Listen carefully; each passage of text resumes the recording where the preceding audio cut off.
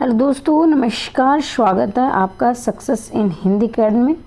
देखिए दोस्तों, जैसा कि मैंने आपसे वादा किया था कि मैं 0 से लेकर 100 तक चलूँगी और आज हम पहली यूनिट की शुरुआत कर रहे हैं अपने वादे के मुताबिक। लेकिन ये क्रमबद्धता तब चलेगी तब आपका रिस्पॉन्स आएगा, आपका प्रति उत्तर क्या रहेगा उसके आधार पर ही हम चलेंगे, ठीक है। और ये मैं गारंटी लेती हूँ कि मेरी एक एक वीडियो आपको एक नंबर ज़रूर दिलाएगी, ठीक है। मैं व्यर्थ की वीडियो नहीं डालूंगी जो आपकी परीक्षा की दृष्टि से महत्वपूर्ण है। देखो, वैसे तो ज्ञान कोई भी व्यर्थ नहीं होता है, लेकिन एक सिलेक्टेड यानी एक चयनित प्रश्न होते हैं कि एक तो ऐसे प्रश्न जो कि हम 10 वीडियो करने के बाद भी हमारे 2-3 प्रश्न बने, और एक ऐसा हो सकता है कि हमारी हर एक वीडियो 3-4 नंबर आपको दिला सकें। और ये आप समझदार हैं, बताने की आवश्यकता नहीं है। एस्टेट से लेकर all TGT PGT NET assistant professor के लिए वीडियो बहुत महत्वपूर्ण रहने वाली है, क्योंकि भाषा से ही हमारी शुरुआत होती है। तो अब हम बगैर समय गंवाए अपनी वीडियो की शुरुआत करते हैं। ध्यानपूर्वक से देखें और अपना प्रति उत्तर अवश्य दें। प्राचीन भारतीय आर्य भाषाएं 1500 से लेकर 500 ईस्वी पूर्व। अब क्या है, आपके यहाँ शुरुआत में ही आपके दिमाग में संशय रहता है कि कहीं पर तो लिखा है 2000 से लेकर 800 और कहीं पर लिखा है 1500 से 500, ठीक है। तो इस बात का ध्यान रखिए, जब भी हमारे जो पुरातत्व थे यानी जो भाषा वैज्ञानिक थे या व्याकरण थे, जो भी थे, जो इतिहासवेता थे जो खोज करती थी, तो भाई किसी ने तो खोज की तो 1500 तक की, तो उनको वो क्या है तत्व मिल गए। उसके बाद जिसने खोज की 2000 तक, तो उनको भी कुछ ना कुछ मिला होगा। मतलब कि जो खोज करता है उनको नया नया कुछ मिलता ही रहा है, तो इसमें कंफ्यूज ना रहें। तो ये जो आपकी है जो भाषाएं शुरुआत होती हैं ये 2000 से लेकर 800 या 500 तक ही होती है, ठीक है। इससे पहले भी एक वीडियो है, लेकिन आप कहोगे तो मैं डाल दूंगी, लेकिन मुझे लगा कि यहाँ से प्रश्न वो एक परिचय के रूप में है, ठीक है। यहाँ जो वीडियो है ये आपको नंबर दिलाने वाली वीडियो है। तो देखेंगे, विकास क्रम के आधार पर 2 भागों में से बांटा गया है, ठीक है। विकास क्रम के आधार पर 2 भागों में विभक्त मतलब बांटा गया है। वैदिक संस्कृत, लौकिक संस्कृत। वैदिक संस्कृत वो भाषा होती थी जिसमें वेद रचे गए थे, और वेदों की संख्या कई बार पूछ ली जाती है। तो 4 वेद हैं, ऋग्वेद, यजुर्वेद, सामवेद, अर्थवेद, ठीक है। तो ये 4 वेद हैं। और दूसरा हमारी भाषा है लौकिक संस्कृत। लौकिक संस्कृत वो है जो आम बोलचाल की भाषा है, यानी जो पढ़े लिखे युवा नहीं बोलते थे, मतलब जो भी यानी पढ़े लिखे जो भी नहीं थे, यानी अनपढ़ जो एक निरक्षर की भाषा थी, ठीक है। वैदिक संस्कृत के 3 भाग है। अब वैदिक संस्कृत को भी कितने भागों में बांटा गया है? 3 भागों में बांटा गया है। ये 3 भाग कौन से हैं ये आप देख लेंगे। पहला है संहिता, और संहिता देखेंगे ऋक संहिता, यजु संहिता, साम संहिता, अर्थव संहिता। और ये देखेंगे, यहाँ मुझे पता है आपको समझ में नहीं आ रहा है, लेकिन इसको पढ़ने के बाद थोड़ा सा आगे चलेंगे तो समझ में अच्छी प्रकार से आ जाएगा।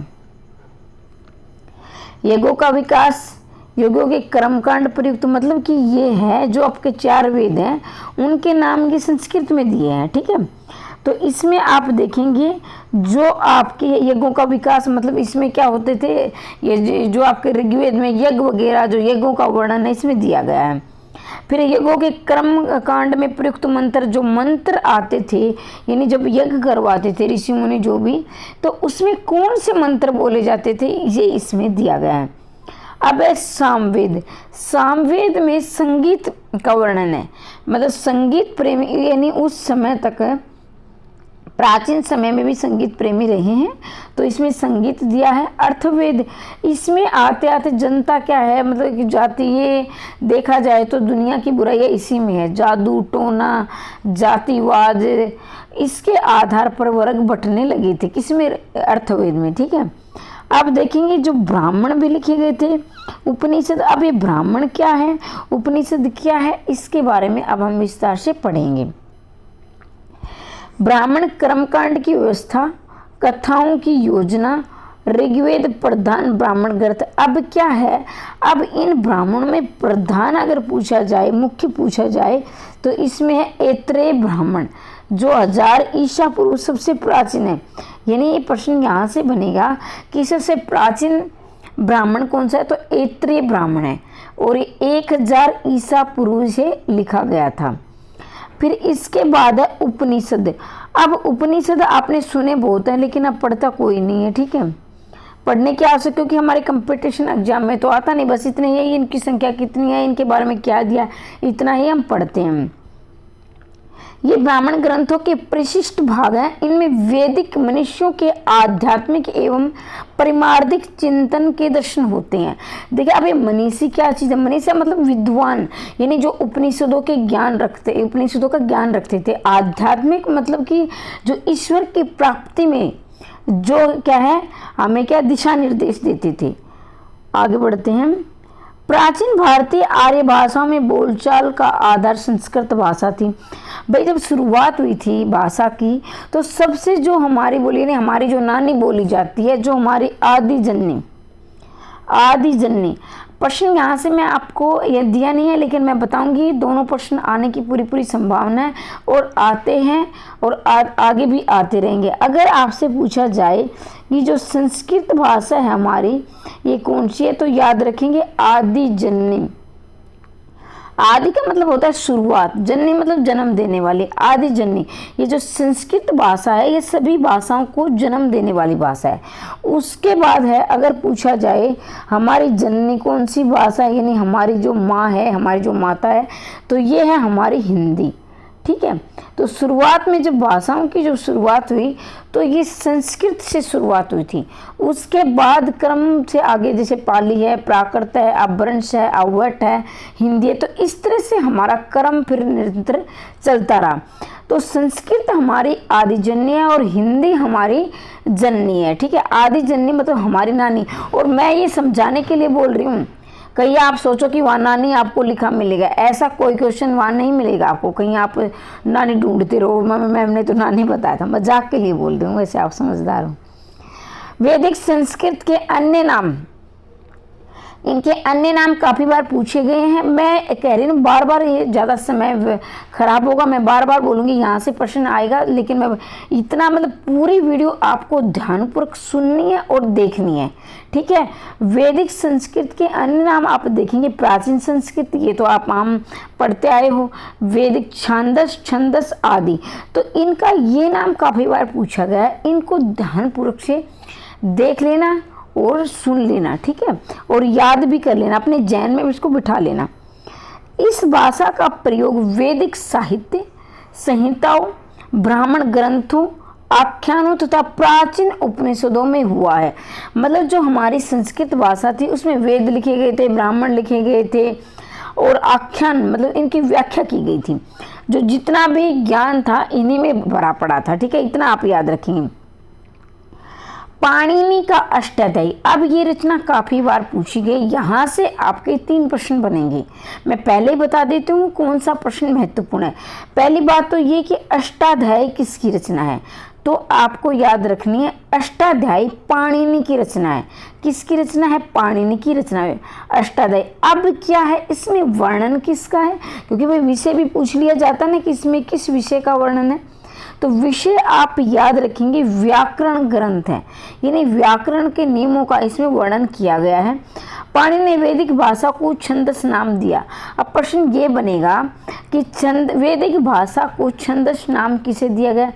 जो अन्य ऑप्शन 3 हो गए, हो सकता है कि वह रामचंद्र शुक्ल भी हो। अब क्या है, बहुत सारे अभ्यर्थियों ने रामचंद्र शुक्ल रट रखा है, लेकिन आप ध्यान देखें उस समय रामचंद्र शुक्ल हमारे नहीं थे। जब हमारी वैदिक भाषा का जो विकास हुआ, जन्म हुआ, उस समय रामचंद्र शुक्ल नहीं होते थे, याद रखेंगे पाणिनि। अपने व्याकरण की आदर्श भाषा को लोक प्रचलित भाषा के साथ संस्कृत का प्रयोग सर्वप्रथम। अब याद रखेंगे जो हमारी रामायण है, महाभारत है, अब आपसे ये प्रश्न पूछ लिया जाए कि इनकी रचना किस भाषा में हुई थी। अब जो पहली बार क्या है तैयारी कर रहे हैं उनके लिए बड़ी चुनौती होती है, क्योंकि ये प्रश्न उनको बड़े मुसीबत वाले लगते हैं। लेकिन आप याद रखेंगे जब रामायण महाभारत लिखी गई उस समय हमारी हिंदी का विकास नहीं हुआ था। ये लोग अगर ये ऑप्शन आए कि वैदिक संस्कृत में है या लौकिक संस्कृत में है, अगर ये दोनों ऑप्शन में नहीं है, सिर्फ संस्कृत दिया है, तो आप संस्कृत ही करेंगे। लेकिन अगर वैदिक और लौकिक दोनों दिए हैं तो आप लौकिक करोगे, क्योंकि वैदिक संस्कृत में वेद रचे गए थे, लेकिन लौकिक संस्कृत में हमारे रामायण महाभारत आए थे। लेकिन कई बार क्या होता है कि लौकिक संस्कृत ऑप्शन में नहीं होता है, तो आपको मैंने दोनों ऑप्शन बता दिए, ध्यान रखना है, ठीक है। वैदिक भाषा की 3 बोलियां हैं। अब वैदिक भाषा की भी कितनी बोलियां हैं? 3 बोलियां हैं। पश्चिमोत्तर यानी अफगानिस्तान से लेकर पंजाब तक। अब पंजाब कहाँ आता है? जैसे हम हरियाणा यानी जो हमारा है भारत का जो नक्शा है उसमें हम ऊपर की साइड जाते हैं, वहाँ हमारा पंजाब आता है। और ये जो हमारा पाकिस्तान और अफगानिस्तान एक दूसरे से लगे हुए हैं। फिर हम मध्य देशी पंजाब से लेकर यानी ऊपर से लेकर मध्य की तरफ में, जैसे मध्य भारत में आते तो मध्य प्रदेश है, उत्तर प्रदेश है, इधर पूर्वी में मध्य प्रदेश, उत्तरी प्रदेश का पूर्वी भाग, यानी उत्तर प्रदेश का भी पूरा भाग नहीं, मतलब उत्तर प्रदेश का पूर्वी भाग, ठीक है। तो वैदिक भाषा की कितनी बोलियां हैं? यानी वैदिक भाषा की 3 बोलियां हैं। पश्चिमोत्तरी अफगानिस्तान से पंजाब तक, मध्य देशी पंजाब से मध्य प्रदेश तक, पूर्वी मध्य प्रदेश से उत्तरी यानी मध्य प्रदेश का पूर्वी भाग। वैदिक भाषा की रचनाएं, अब मैंने आपको थोड़ी देर पहले बताया था, ये प्रश्न मैं पहले बता चुकी हूँ, लेकिन एक बार फिर से आप रिवीजन कर लेंगे। वैदिक भाषा की रचनाएं हैं ऋग्वेद, सामवेद और यजुर्वेद, अथर्ववेद, उपनिषद, वेदांग, ब्राह्मण ग्रंथ। तो याद रखेंगे ऋग्वेद में क्या हुआ है, जैसे अभी थोड़ी देर पहले हमने जिक्र किया था कि यज्ञों का किस प्रकार से यज्ञ किए गए, जो इस तरह का वर्णन इसमें होता था। सामवेद में जो संगीत का वर्णन मिला है, यजुर्वेद में आपका मिलता है जो आपके मंत्र उच्चारण है ये वाले, और जो लास्ट अंतिम वाला है उसमें क्या है, उसमें ये जादू टोना जातिवाद, मतलब कि ये जो बुराइयां थी जितने भी हिंदू धर्म के अंदर, वो इसके बाद आने लगी हैं, ठीक है। अब आगे देखेंगे आप, संस्कृत का प्राचीनतम ग्रंथ ऋग्वेद क्या है? संस्कृत का प्राचीनतम ग्रंथ है। प्रश्न ऐसे बनेगा, चारों क्या है वेद ऑप्शन में होंगे, कि संस्कृत का प्राचीनतम वेद कौन सा है, यानी ग्रंथ है या वेद है, दोनों आपके हो सकते हैं, ग्रंथ भी हो सकता है, वेद भी हो सकता है ऑप्शन में। तो आप याद रखेंगे ऋग्वेद है। अब यहाँ से प्रश्न आपके ये सिर्फ ये नहीं कि आपके विषय में ही आएंगे, जैसे आप सामान्य परीक्षाएं जो देते हैं उसमें जो आपकी सामान्य ज्ञान है यानी जीके से संबंधित है, सिर्फ यहाँ आप अपने विषय की तैयारी नहीं कर रहे हैं बल्कि आप सामान्य ज्ञान की भी तैयारी कर रहे हैं, मतलब कि आप जीके की भी तैयारी कर रहे हैं। 10 मंडल है, याद रखेंगे 10 मंडल है, 1028 का है सूक्त हैं और 10,580 ऋचाएँ हैं। तो याद रखेंगे 10 मंडल हैं क्या है और 1028 सूक्त हैं, 10,580 क्या है ऋचाएँ। इसमें देवताओं की स्तुतियों से संबंधित श्लोक हैं। देवताओं की स्तुति मतलब कि देवताओं की जो प्रार्थना है, जो अनुनय विनय है, जैसे कि हम सुबह आरती करते हैं या जैसे हम पूजा पाठ करते हैं तो हम अपनी स्तुति के लिए गाते सुबह वंदना, जैसे कि हम लक्ष्मी जी की आरती करते हैं, सरस्वती वंदना गाते हैं, गणेश जी, उसी प्रकार की देवताओं की स्तुतियाँ दी गई है और ये श्लोक में गाई गई। मतलब कि जो भाषा है इनकी, जैसे हम हिंदी में दोहे बोलते हैं, संस्कृत में क्या बोलते हैं, श्लोक बोलते हैं। यजुर्वेद 2 रूपों में है, कृष्ण एवं शुक्ल में लिखा गया है। कृष्ण यजुर्वेद संहिता में मंत्र भाग में गद्य और पद्य। तो याद रखेंगे कई बार ये प्रश्न आया है, गद्य और पद्य दोनों भागों का वर्णन किस में है, तो ये यजुर्वेद में है। गद्य और पद्य दोनों का वर्णन यजुर्वेद में है और ये आपके सामान्य ज्ञान के लिए भी और आपकी हिंदी के लिए भी महत्वपूर्ण है। सामवेद इसमें यज्ञ में वीणा के साथ गाए जाने सूक्तों के गे पदों, मतलब कि इसमें संगीत का वर्णन है। और ये उस समय जो हमारा वाद्य यंत्र होता था, ये क्या होता था, वीणा होता था। क्या होता था, वीणा होता था। अर्थवेद में इसमें साधारण जन साधारण में प्रचलित तंत्र मंत्र जादू टोने टोटकों का वर्णन है, मतलब जातिवाद का वर्णन भी इसे। उससे पहले जातियाँ तो होती थी, लेकिन उससे पहले 4 हमारी जातियाँ होती थी, जिसमें क्या है, ब्राह्मण है, क्षत्रिय है, वैश्य है, शूद्र। और ये काम के आधार पर होती थी, मतलब जो कार्य करता था, जो काज करता था, उसके अनुसार ये जातियाँ बटी हुई थी। जैसे जो मंत्र उच्चारण, मतलब जो पूजा पाठ का काम करते थे उन्हें ब्राह्मण कहते थे, जो क्षत्रिय युद्ध के लिए जाते थे उन्हें क्षत्रिय कहते थे, जो व्यापार का काम करते थे उन्हें वैश्य कहा जाता था, और जो साफ सफाई का काम करते थे उन्हें शूद्र कहा जाता था। लेकिन जैसे हमारा अंतिम वेद आया, अथर्ववेद आया, तो उसमें क्या बहुत सारी बुराइयां फिर इस धर्म के अंदर आने लगी। ये जन्म के आधार पर ये जातियाँ फिर बंटने लगी। जैसे ब्राह्मण के घर में जो से संतान पैदा हुई तो उसे ब्राह्मण कहा गया, क्षत्रिय के घर में हुई तो उसे क्षत्रिय कहा गया, वैश्य। तो इस प्रकार जन्म के आधार पर क्या जातियाँ बट गई और बहुत सारी बुराइयां फिर आने लगी, क्योंकि हर एक इंसान के अपने इक्वालिटी, एक गुण होता है और एक उनकी कला होती है। जैसे और क्या है, इसमें हीन भावना फिर आने लगी थी। अब तो हमने पढ़ा था कि वेद कितने थे, 4 थे, ठीक है। अब क्या है, मंडल कितने थे, 10 थे। लेकिन अब क्या है, हम पढ़ रहे हैं उपनिषदों की संख्या कितनी है। उपनिषदों की संख्या कितनी है, 108 है, ठीक है। उपनिषदों की संख्या कितनी है, 108 है। लेकिन इसमें से 12 उपनिषद मुख्य हैं, ठीक है। 108 आपको याद नहीं रखने हैं। आपको कितने याद रखने हैं, आपको रखने हैं सिर्फ 12 उपनिषद आपको याद रखने हैं, जिसमें से मैं वर्णन कर देती हूँ, यानी कि आपके सामने दिया है, स्क्रीन पर देखेंगे। इसमें से ईश है, केन है, कठ है, प्रश्न है, वृद्धांग्र है, ऐत्रीय, छांदोग्य, तैत्रीय है, मुंडक है, मांडुक है, श्वेताश्वेत तथा कैपिकल है। जिसमें से भी 12 में से सबसे महत्व, वैसे तो 12 याद करो बहुत अच्छी बात है, लेकिन ये वाला और यहाँ से लेकर यहाँ तक तो आपको याद रखने ही हैं, ये बड़े महत्वपूर्ण है और पूछे जाते हैं, ठीक है। प्रति उत्तर जरूर देना है आपको। क्लास कैसी लगी, और ये नहीं कि मैं किसी भी बुक की PDF बनाकर यहाँ आपके सामने प्रस्तुत करती हूँ, ऐसा नहीं है। जो मेरी क्लास है वो आपको मिलेगी कि मेरे नोट्स हैं, मैं अपने नोट्सों में से आपकी क्लास करवा रही हूँ और बड़े ही चयनित नोट्स हैं। अगर आपको चाहिए तो आप 90 68 68 49 54 पर ये नंबर दिया गया है, इस पर आप मैसेज करके इसे प्राप्त कर सकते हैं, ठीक है। और ये पेड हैं। अगर आपको PDF के लिए, वैसे क्लास आपकी फ्री है, पूरा पाठ्यक्रम निःशुल्क पढ़ाया जा रहा है, लेकिन PDF के आपके पैसे लगेंगे। वो वैदिक संस्कृत के छंदों को मंत्र कहा जाता है, वैदिक संस्कृत की छंदों को मंत्र कहा जाता है।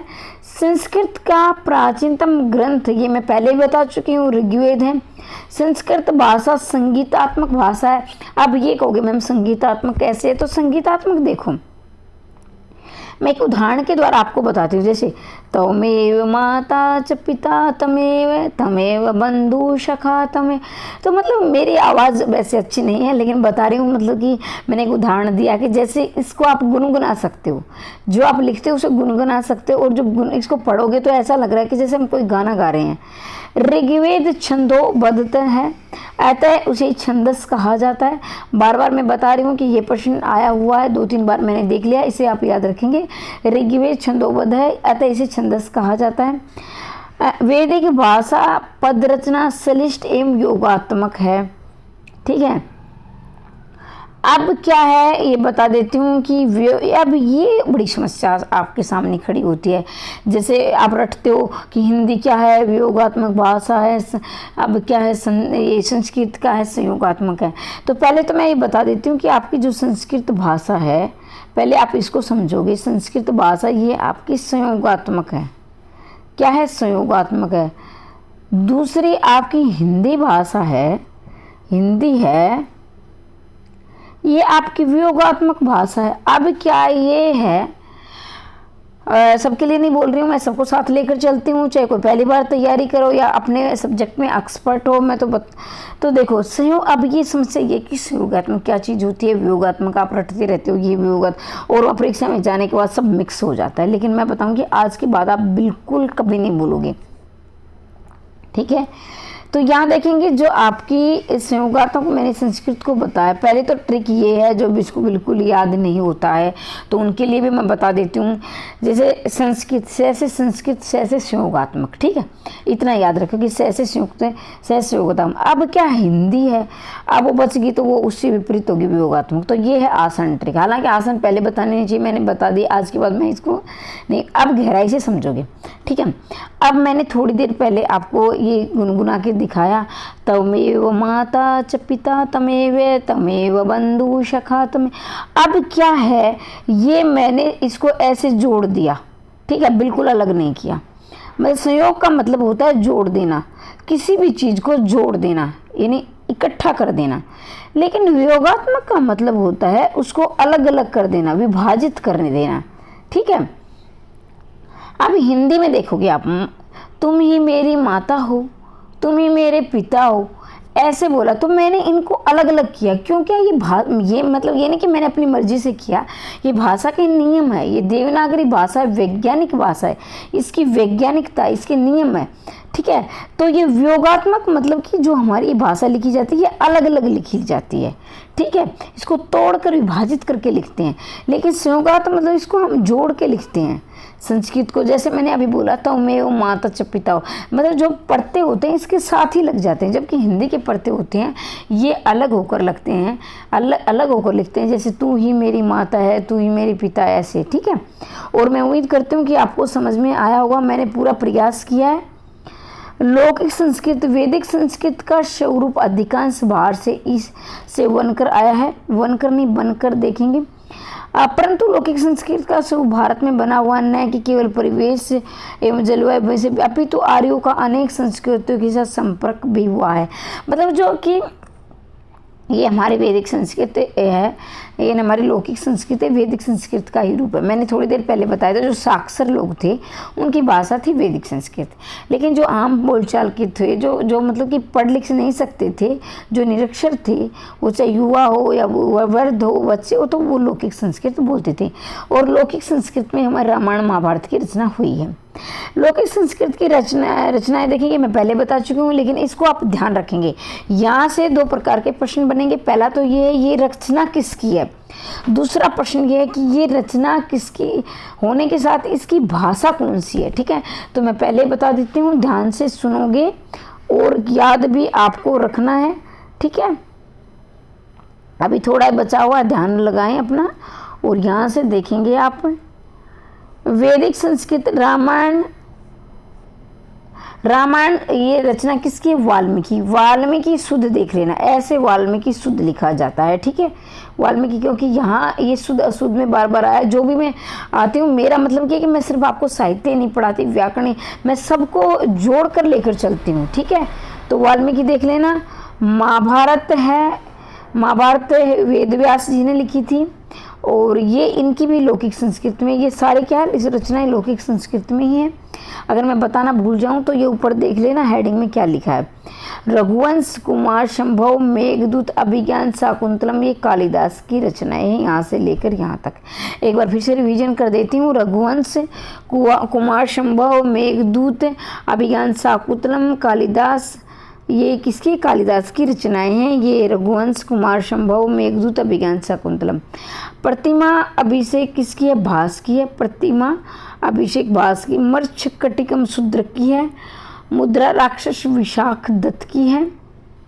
मुद्रा राक्षस किसकी है, विशाख दत्त की है। उत्तर रामचरित भवभूति की है। हर्षचरित बाणभट्ट की, ये काफ़ी महत्वपूर्ण, याद रखेंगे। अमरुक शतक, अमरुक ये तो याद रह जाएगा, ऐसे अमरुक शत, ऐसे अमरुक। आर्य सप्तशती गोवर्धन की है। गीत गोविंद जयदेव की, ये आपने काफ़ी बार याद की है सारी। ऐसा नहीं कि आप पहली बार पढ़ रहे हो, पहले भी आपने पढ़ा है। मैं एक बार फिर से रिवीजन कर देती हूँ, ध्यान से सुने। रामायण है वाल्मीकि की, महाभारत है वेद व्यास की, रघुवंश, कुमार संभव, मेघदूत, अभिज्ञान शाकुंतलम किसकी है, कालिदास की है। प्रतिमा अभिषेक किसकी है, भास की है। मत्स्यकटिकम किसकी है? शूद्रक की है। मुद्रा राक्षक विशाखदत्त की है। उत्तर रामचरितम भवभूति की है। हर्ष चरित्र बाणभट्ट की है। अमरुक शतक अमरुक की है। आर्य सप्तशती गोवर्धन की है। और गीत गोविंद जयदेव की रचना है। आगे बढ़ते हैं। महत्वपूर्ण बिंदु, लौकिक संस्कृत में छंदों को श्लोक कहा जाता है, ये मैं पहले करवा चुकी हूँ, इसलिए मैं थोड़ा स्पीड से चल रही हूँ। लौकिक संस्कृत को प्राय संस्कृति कहा जाता है, मतलब कि कोई मतलब ये कि संस्कृत का ये दूसरा भाग है, ठीक है, इतना आप याद रखेंगे। इसका सबसे प्राचीन एवं आदि काव्य रामायण है 500 ईसा पूर्व। संस्कृत साहित्य आर्य जाति का प्राण है, क्योंकि इसमें प्राचीन ज्ञान विज्ञान कला पुराण काव्य नाटक आदि हैं। लौकिक संस्कृत में 48 ध्वनियाँ ही रह गई हैं, मतलब कि ये ध्वनियाँ याद रखेंगे। कई बार पूछा गया है कि इसमें कितनी ध्वनियाँ, इसमें कितनी ध्वनियाँ हैं। तो ये थी हमारी आज की क्लास। एक बार मैं इसका रिवीजन कर देती हूँ कि आज हमने इसमें क्या क्या पढ़ा है, ठीक है। तो रिवीजन आप ज़रूर देखेंगे ताकि आपको याद हो जाए। जो परीक्षा की दृष्टि से महत्वपूर्ण वो मैं बता देती हूँ। प्राचीन भारतीय आर्य भाषाएं 1500 ईसा पूर्व से 500 ईसा पूर्व। इसमें हमने 2 भाग पढ़े हैं, वैदिक संस्कृत लौकिक संस्कृत। वैदिक संस्कृत में भी इसमें 3 भाग है, जिसमें पहला भाग है आपका संहिता है, दूसरा भाग है ब्राह्मण है और तीसरा भाग है उपनिषद है।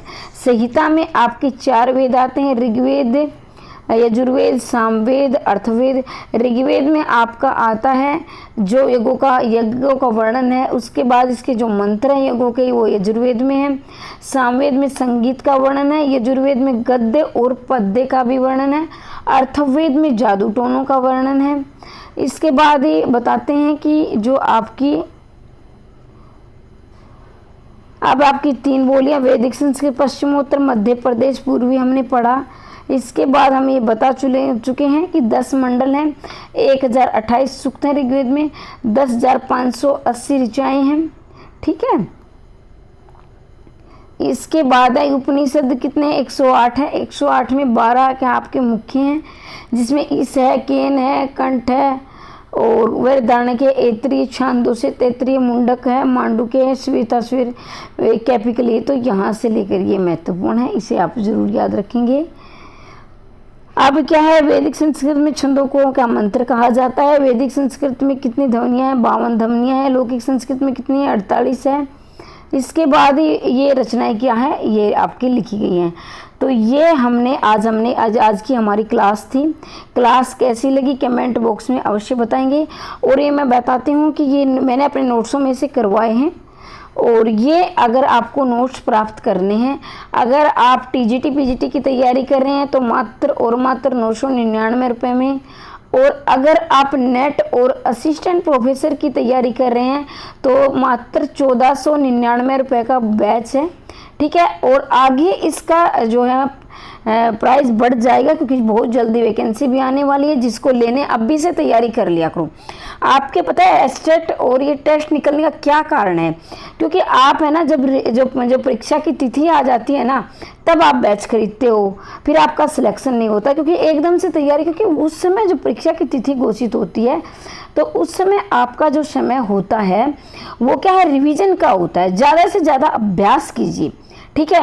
और जो आपकी तैयारी, जो आपका लक्ष्य है, तो जिसका भी बैच लेना होता है आपको कम से कम 6 महीने पहले आप बैच खरीद लिया करो, जिसका भी आपको पसंद आ रहा है। मैं ये बिल्कुल ही नहीं कहूँगी कि आप मेरा लें और मेरा ही परफेक्ट है। जहाँ से जिसकी आपको शैली समझ में आ रही, कम से कम 6 महीने पहले आप उसका बैच करें या PDF ले, जो भी ले पहले लिया करो, ताकि आपके पास तैयारी का ज़्यादा समय हो। और तैयारी का ज़्यादा समय मिलेगा, अभ्यास आपका ज़्यादा होगा, तो आपकी तैयारी और भी मजबूत होगी, ठीक है।